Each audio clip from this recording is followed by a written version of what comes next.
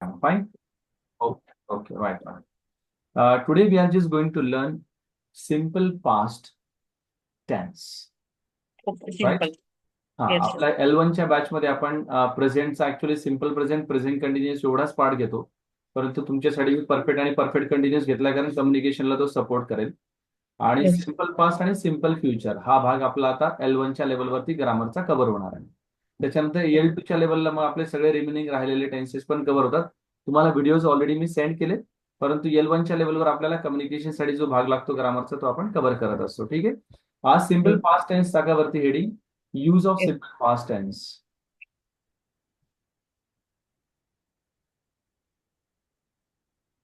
Okay. Write down the structure of the simple past tense. Subject plus V2 plus object. Subject plus V2 plus object. याच्यामध्ये क्रियापदाचं आपल्याला दुसरं. दुसरं रूप वापरावं लागणार आहे.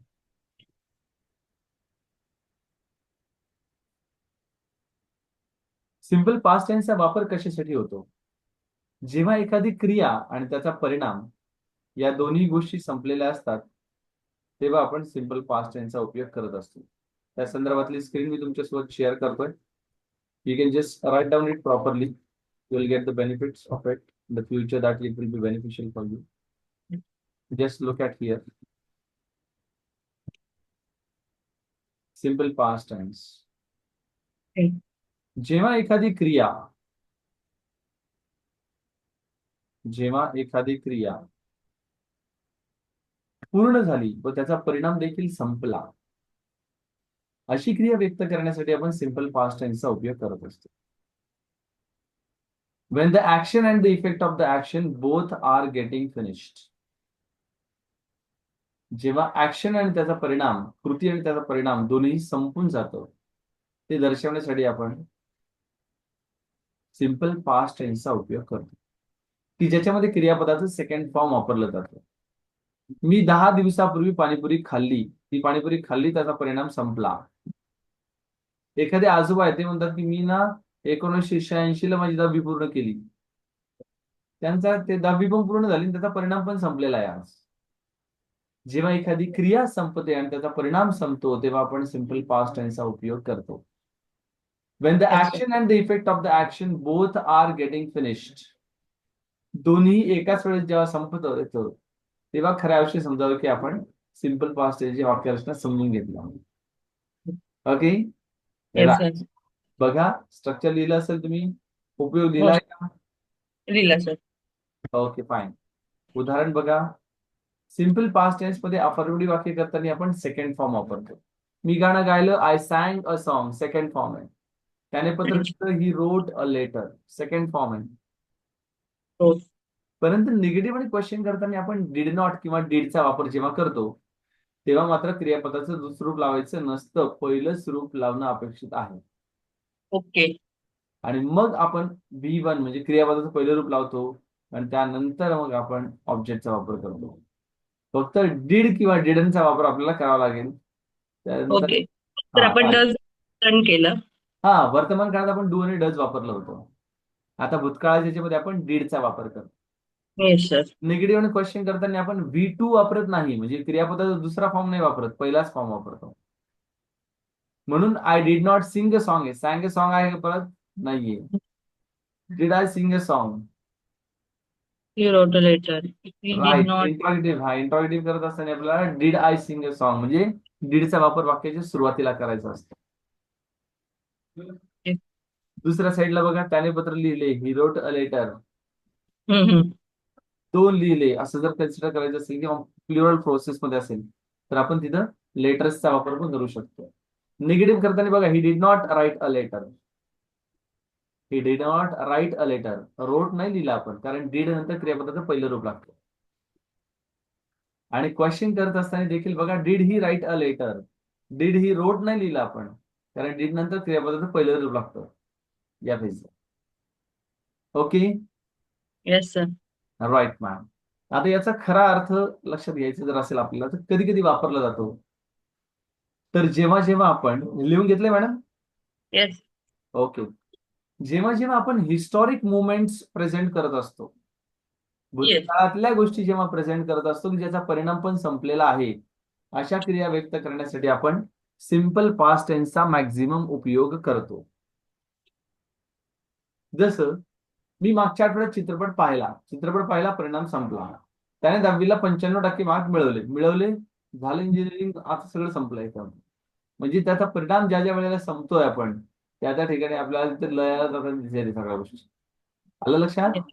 ओके. मग आपल्याला स्पीच द्यायचं असेल, आपल्याला एखादं ओपिनियन द्यायचं असेल, आपल्याला एखादं डिस्कशन मधला पॉइंट मांडायचा असेल आणि तो जर भूतकाळात मांडायचा असेल, तर मात्र आपल्याला याचा वापर करावा लागेल, सिंपल पास्ट टेन्सचा. Okay, right. आता बघा, याच्यातले काही वाक्यरचना ज्या आहेत तर त्या तुमच्यासोबत शेअर केल्या जातील. एक्सरसाइज प्रोसेस काल आपलं लेट शेअर केलं गेलं होतं. आता मी नाही सर. हा काल आपण संध्याकाळी शेअर केलं होतं ना, तर आता मी काय करतोय. आपलं हे एक्सरसाइज कम्प्लीट करायला रात्रीच्या नंतरच मिळतो, 10च्या नंतर. हो, नाही हा, काही हरकत आणि नाही. मी आता तुम्हाला फक्त इथे टाकून ठेवतोय, जेणेकरून तुम्हाला जेव्हा वेळ मिळेल तेव्हा खूप तुम्ही तसं. 100% त्याचा उपयोग करू शकता.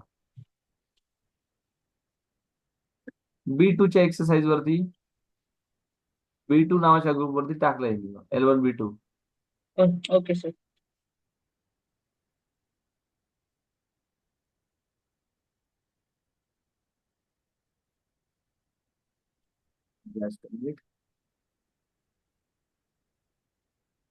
काही वाक्य आले. तोपर्यंत सांगण्याचा प्रयत्न करा. ओके, चालेल सर. मी कृष्ण पाहिला, सांगा बरं. मी कृष्ण पाहिला. I looked ED sir. हा, लुक्ड म्हणायचं, ट चा उच्चार करायचा, looked. Looked. I I looked. Looked Krishna. Right. Okay, पुढचं वाक्य. तिने वर्तमानपत्र वाचलं का? प्रश्नार्थी वाक्य आहे मॅडम. तिने प्रश्न. तिने ओके. वर्तमानपत्र वाचलं का? Did she newspaper, sorry, read newspaper. Right. Did she read newspaper. पुढचं वाक्य. मी लोणावळ्याला व्हिजिट दिली नाही. मी I did not visited to Lonavala. Right. Okay. गांधीजींनी पुस्तक लिहिलं का? लिहिलं का? Did Gandhiji wrote a book. Did नंतर गांधीजी नंतर कोणतं रूप लावायचं क्रियापदाचं? पहिलं. पहिलं रूप काय? रोट येतं का राईट येतं? Right right. हा. Right right. पुढचं वाक्य. ज्योतीने निबंध स्पर्धेत भाग घेतला नाही. नाही. ज्योतीने ओके. निबंध स्पर्धेत भाग घेतला नाही. Jyoti did not essay writing participate. Right. Okay. Next. आम्ही ते पाहिलं पण आम्हाला आवडलं नाही. आम्ही ते पाहिलं पण आम्ही ते आम्हाला. पाहिलं पण आम्हाला आवडलं नाही.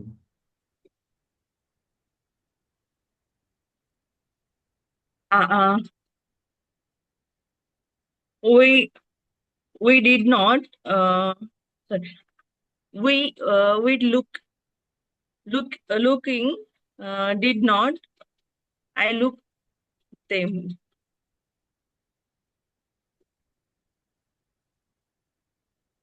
We look they did not I did not like it.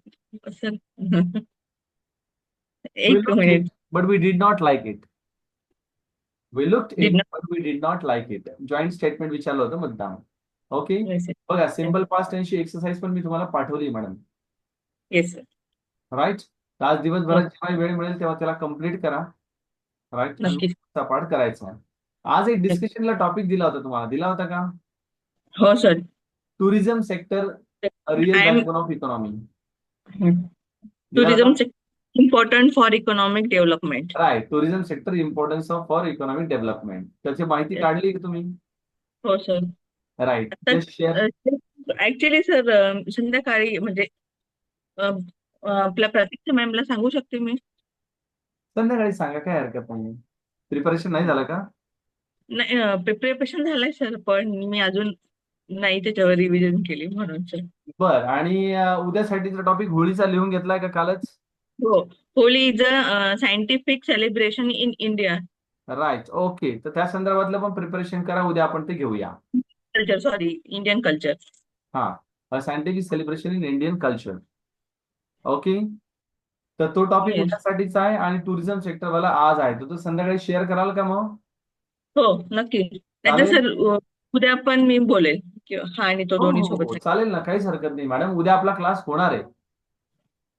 फक्त आज संध्याकाळचीच बॅच नाही. परवा मात्र 14 तारखेला आपल्याला थोडासा ऑफ घ्यावा लागेल, 15ला आपण कंटिन्यू करू. बरं, म्हणजे मंडेला नाही का सर? नाही, मंडेला आहे ना मॅडम, 14 तारखेला. 14 तारीख म्हणजे शुक्रवारी, परवा. हा. धुलिवंदनच्या दिवशी. ओके. धुलिवंदनच्या दिवशी क्लास नसेल. चालेल सर. हा. जर मला मॅनेज होत असेल तर मी सांगेल की करून घेऊ आपण, कारण कसं आहे, मला शक्यतो शुक्रवार शनिवारीला मी चाललोय पुण्याला. ओके. हा. 2 दिवस थोडंसं ते कॅमेरा वगैरे त्या संदर्भातल्या गोष्टी पाहायला जायचे, म्हणून बाकी काहीच नाही. चालेल सर. ठीक आहे, चालेल मॅडम, काय हरकत नाही. संध्याकाळी मॅडमकडे तेवढं क्रॉस चेक करून द्या एक्सरसाइज. सर, सिम्पल पास नंतर आपण पुढचा टॉपिक घेऊ शकतो आता. सिम्पल पास्ट नंतर सगळं एकखट्टी थोडंसं डोक्यामध्ये जास्त होईल असं वाटतं मला. सिम्पल फ्युचर घेऊन टाकू का? घेऊन टाका सर, कारण की ठीक. तेवढा. हो, चालेल, काय हरकत नाही. चला, वरती हेडिंग टाका, simple future tense. Okay. Simple future tense.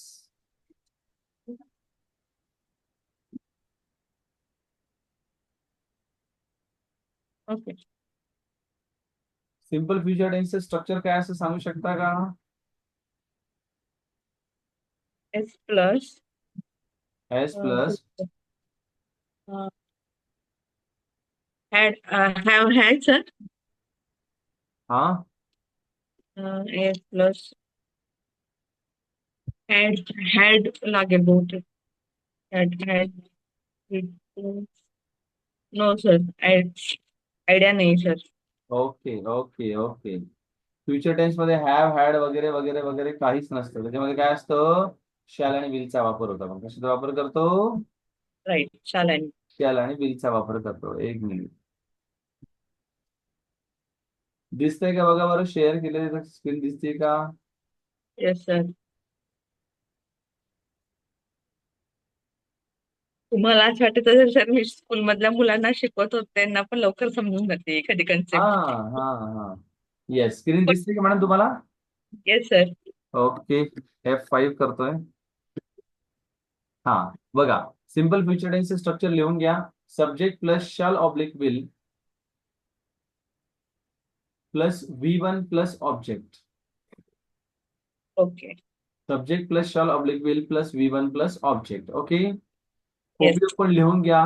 Simple future yes. Tense हा नेहमी सर्टन म्हणजे काय, निश्चित गोष्टी दाखवण्यासाठी केला जातो.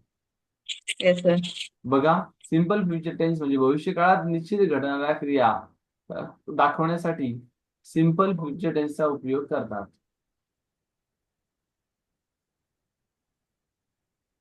Right. To express the fix action in the future mode. भविष्यात घडणारी एक फिक्स क्रिया असेल तर आपण सिम्पल फ्युचर टेन्सचा उपयोग करू शकतो.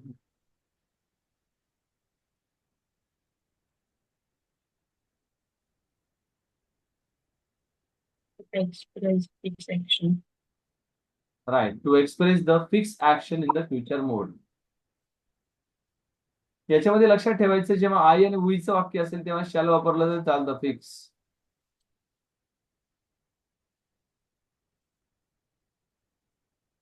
Right.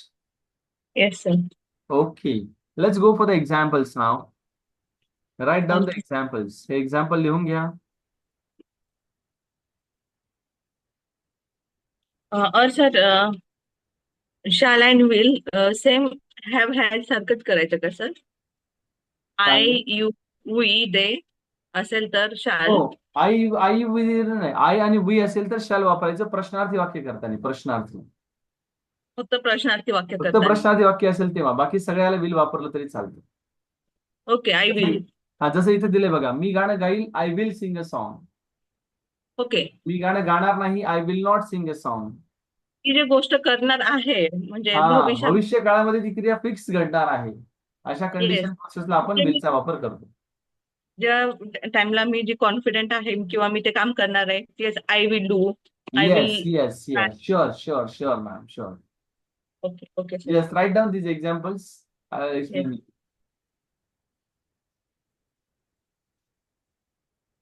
Write down these examples.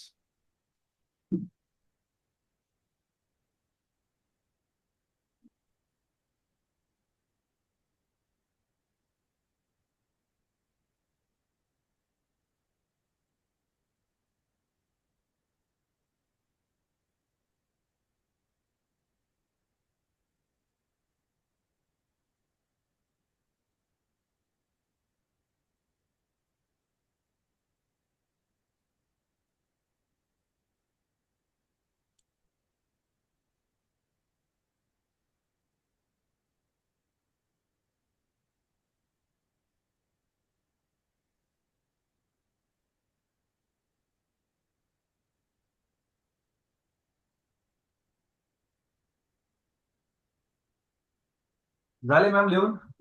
Yes sir. Okay. बघा, होकारार्थी वाक्य असेल, नकारार्थी असेल तर तिथे विलचाच वापर होतो. परंतु आय येस. आणि विलचं प्रश्नार्थी वाक्य असेल तर मात्र आपण प्रश्नार्थी वाक्य करताना शॅलचा वापर करतोय. बर. मी तिथे जाईल, आय विल गो देअर. मी तिथे जाणार नाही, I will not go there. मी तिथे जाईल का, शॅल आय गो देअर. किंवा मी तिथे जाऊ का, शॅल आय गो देअर. या पद्धतीने. गेटिंग? Yes sir. परत एकदा रिपीट करतोय बघा थोडस. सिम्पल फ्युचर टेन्स आपलं स्ट्रक्चर असतं subject plus shall oblique will plus V one किंवा व्ही प्लस ऑब्जेक्ट. याचा उपयोग होतो भविष्य काळात निश्चित घडणारी क्रिया दाखवण्यासाठी सिंपल फ्युचर टेन्सचा उपयोग केला जातो. To express the fix action in the future mode we are using simple future tense. Okay. याच्यामध्ये आपलं आय आणि विलचं प्रश्नार्थी वाक्य असेल तर मात्र शॅलचा वापर केला जातो, बाकी सगळ्या ठिकाणी विलचा वापर केला जातो. ओके. Okay, fine. एक्झाम्पल मध्ये आपण पाहिले आय आणि विलचं प्रश्नार्थी वाक्य करत असताना फक्त शॅल लागतं, बाकी सगळ्या ठिकाणी विलचा वापर केला जातो.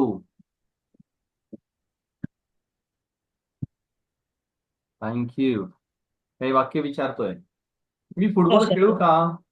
एक minute sir. Yes ma'am, yes, yes. मी फुटबॉल खेळू का?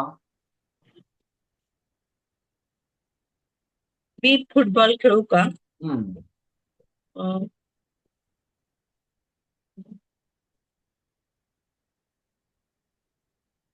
मी फुटबॉल खेळू का?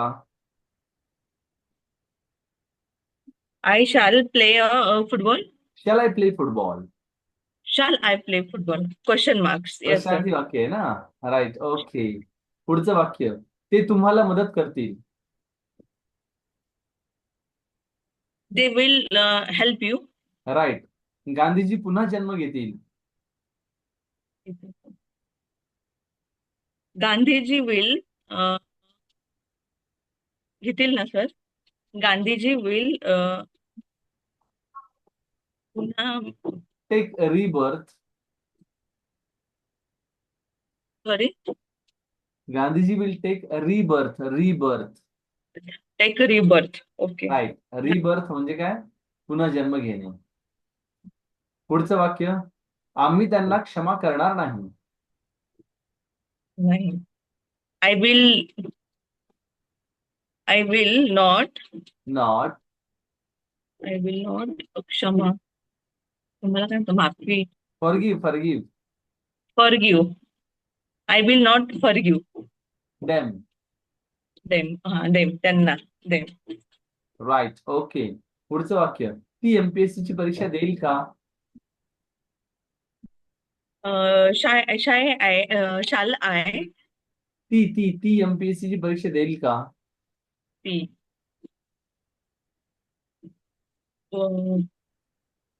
शाल ती. Will he. बोला. शी. ती ना. हा. Will she. Will she. Give. She. Will शी देईल का? Doing exam MPC. Okay, right. ठीक आहे, fine, no issues that. Will she give exam of MPSC? Give exam. Okay. किंवा गिव्ह विल म्हणजे शी ते. एक्झाम ऑफ एमपीएससी असं वापरलं चालतो. लास्ट क्वेश्चन, तुम्ही पुस्तक वाचाल का? मी मीन्स तुम्ही मीन्स यू ना सर. हा. Shall you read a book. Shall you read a book. Read a book? Shall you च्या आपण विल यू वापरतो. Will you read a book? कारण यस यस आय यस. आणि वी असेल तरच शॅल वापरायचं, अदरवाइज विलच वापरायचं. Will read you a book. Will you will read a you. Book? Right, fine. चालेल, काय हरकत नाही मॅम. सिम्पल फ्युचरची सुद्धा मी एक्सरसाइज प्रोसेस तुम्हाला. हा, बोल. आणखीन एक क्वेश्चन असेल तर करू शकता काय काय याच्यामध्ये काय सर. काय सिम्पल मध्ये सर आता अजून एक दोन एक्झाम्पल असेल तर सांगू शकतात. हो, बर, चालेल, सांगा. आम्ही गुढीपाडवा साजरा करू. हो. आम्ही. आम्ही गुढीपाडवा साजरा करू. आय विल सेलिब्रेटिंग नाही ना सेलिब्रेट द ताई, गुडी. आम्ही म्हणजे कोण? वी हा, will celebrate the Gudi Padwa. Gudi Padwa, right, okay. पुढचं वाक्य, आम्ही शेतकऱ्यांना मदत करू. आम्ही. We will help to farmers. Right, okay. पुढचं वाक्य, ते तुमचं ऐकतील का? ते ऐकतील का? Will they you are listening. दो. Will they you are listening. No. No. तुम ऐकतील का ना सर, क्वेश्चन हा. मार्क ना. हा. शाल कंपल्सरी लावा लागतं. Will will. ते ते तुमचं तुम ऐकतील का? तर क्वेश्चन करताना फक्त आय आणि वी असेल तरच शाल यूज करायचं ना. हो, देला विलच अदरवाईज लागेल. Will they will they listening you ना. लिसन ऐकतील. You? Listen you. Listen you. Oh yes. I N G लावायचं नाही. Listen you. Right, okay. Yes sir. आता सिम्पल फ्युचरची सुद्धा एक्सरसाइज प्रोसेस मी तुम्हाला पाठवलेली आहे.